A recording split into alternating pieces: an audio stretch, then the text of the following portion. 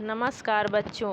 आज हम पढ़ेंगे क्लास 7th का मल्हार पाठ 5 नहीं होना बीमार। स्वयं प्रकाश का लिखा हुआ यह एक कहानी है। एक दिन मुझे साथ लेकर नानी जी हमारे पड़ोसी सुधाकर काका को देखने गईं, जो बीमार थे। वे अस्पताल में भर्ती थे। अस्पताल जाने का यह मेरा पहला अवसर था। एक बड़े से वार्ड में कई एक जैसे पलंग लाइन से लगे हुए थे। सब पर एक जैसी सफ़ेद चादर और लाल कंबल। सफ़ेद दीवारें, ऊंची छत, खिड़कियों पर हरे पर्दे और फर्श एकदम चमकता हुआ। एक पलंग पर सुधाकर काका लेटे हुए थे। एकदम पास पहुंचने पर दिखाई दिया। हमें देखकर सुधाकर काका जैसे खुश हो गए। नानी जी ने उनके सिर पर हाथ फेरा और उनके सिरहाने खड़ी हो गईं और हालचाल पूछने लगीं। अस्पताल का माहौल मुझे बहुत ही अच्छा लग रहा था। बड़ी बड़ी खिड़कियों के पास हरे हरे पेड़ झूम रहे थे। न ट्रैफिक का शोरगुल, न धूल, न मच्छर मक्खी। सिर्फ लोगों के धीरे धीरे बातचीत करने की धीमी धीमी गुनगुन, बाकी एकदम शांति। तभी सफ़ेद कपड़ों में एक नर्स आई। नर्स ने नानी जी को देखकर अभिवादन में सिर हिलाया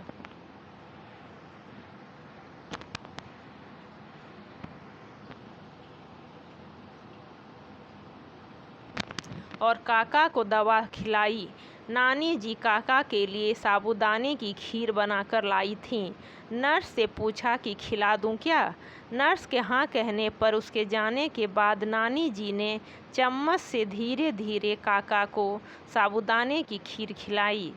काका ने बहुत स्वाद लेकर खीर खाई। क्या ठाठ हैं बीमारों के भी, मैंने सोचा। ठाठ से साफ सुथरे बिस्तर पर लेटे रहो और साबूदाने की खीर खाते रहो। काश सुधाकर काका की जगह मैं होता। मैं कब बीमार पड़ूंगा।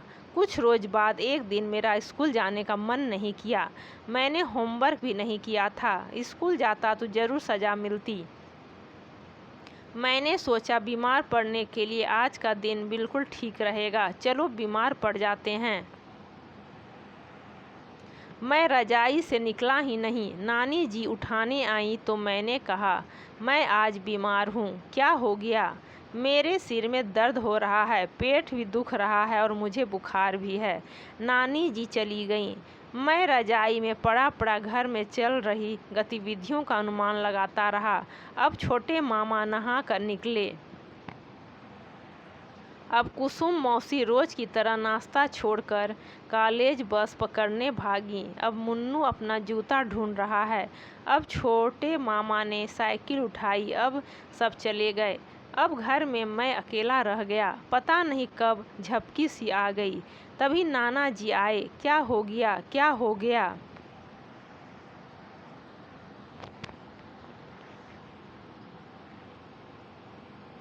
बुखार आ गया, मैंने कराहते हुए कहा। देखें, नाना जी ने रजाई हटाकर मेरा माथा छुआ, पेट देखा और नब्ज देखने लगे। इस बीच नानी जी भी आ गईं। क्या हुआ, नानी जी ने पूछा। बुखार तो नहीं है, नाना जी बोले। आपको पता नहीं चल रहा, थर्मामीटर लगाकर देखिए, मैंने कहा। मुझे पता था कि घर में कोई नहीं है।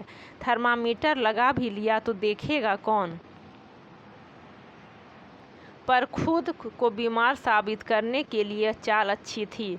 बहुत ढूंढा गया पर थर्मामीटर मिला ही नहीं। शायद कोई मांग कर ले गया था। फिर नाना जी की आवाज़ आई, ले पुड़िया खा ले। न चाहते हुए भी मुझे कड़वी पुड़िया खानी पड़ी और काढ़े जैसी चाय पीनी पड़ी। फिर नाना जी बोले, आज इसे कुछ खाने को मत देना, आराम करने दो, शाम को देखेंगे। दोनों चले गए। मैं पता नहीं कब नींद में गुडुप हो गया। कुछ देर बाद जब मेरी आंख खुली, मुझे बड़ी तेज इच्छा हुई कि इसी समय बाहर निकलकर दिन की रोशनी में अपनी गली की चहल पहल देखूं। देखा जाए कि चंदू भाई ड्राई क्लीनर क्या कर रहे हैं, तेजराम की दुकान पर कितने ग्राहक बैठे हैं, महेश घी सेंटर ने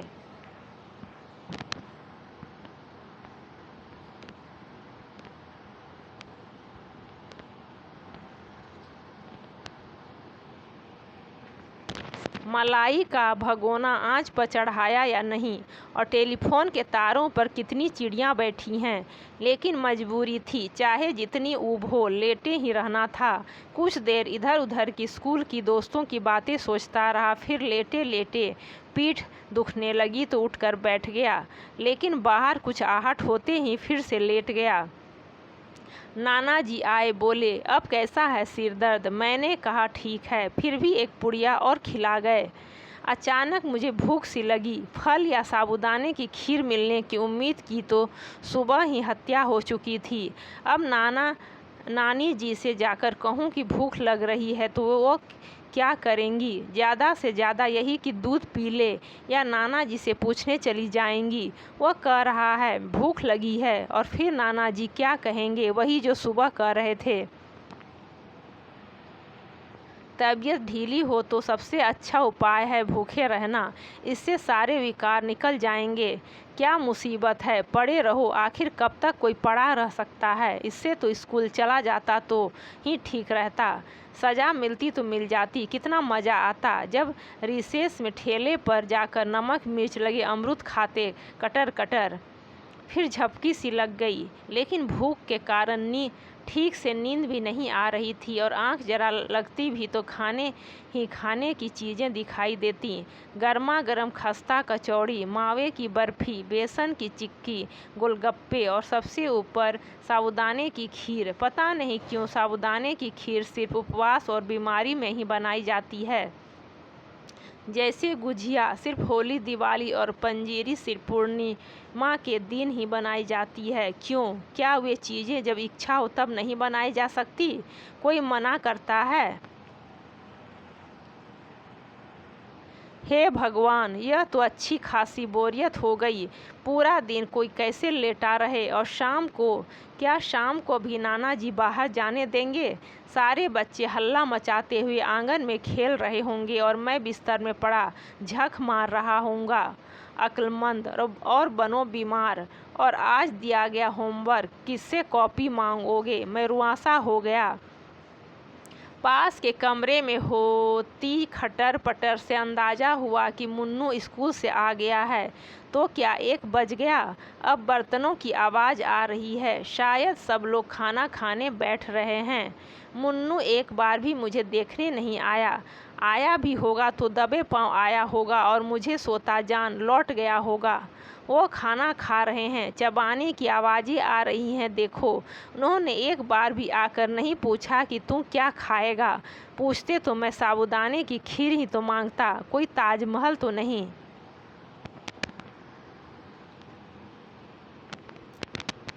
मांग लेता, लेकिन नहीं, भूखे रहो, इससे सारे विकार निकल जाएंगे।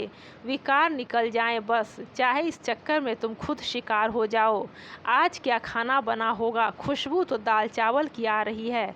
अरहर की दाल में हींग, जीरे का बखार, और ऊपर से बारीक कटा हरा धनिया और आधा चम्मच देसी घी। फिर उसमें उन्होंने नींबू निचोड़ा होगा। थोड़ा सा इस बीमार को भी दे कोई। लेकिन खुशबू तो किसी और चीज़ की है। क्या हरी मिर्च तली गई है? उसे दाल चावल में मसल कर खा रहे हैं। जब रहा नहीं गया तो मैं रजाई फेंक कर खड़ा हो गया, दबे पांव दरवाजे तक गया और चुपके से झांक कर देखा। हाँ, दाल चावल, तली हुई हरी मिर्च। लेकिन मुन्नू आम चूस रहा था। आम इस मौसम में ज़रूर बम्बई वाले चाचा जी ने भेजे होंगे। कैसे चूस रहा है, पूरी गुठली मुंह में ठूसे, जैसे आम कभी देखे न हो। भुक्खड़ कहीं का, पूरा हाथ भी सान रहा है। मैं जलन, गुस्से और कुढ़न में पांव पटकता वापस बिस्तर में आ गया। उस पूरे दिन मुझे भूखे पेट ही रहना पड़ा। सारे विकार निकल गए। इसके बाद स्कूल से छुट्टी मारने के लिए मैंने बीमारी का बहाना कभी नहीं बनाया। बच्चों, अगर आप ऐसे ही आगे भी पढ़ना चाहते हैं तो हमारे चैनल को सब्सक्राइब कर लें और लाइक कर दें।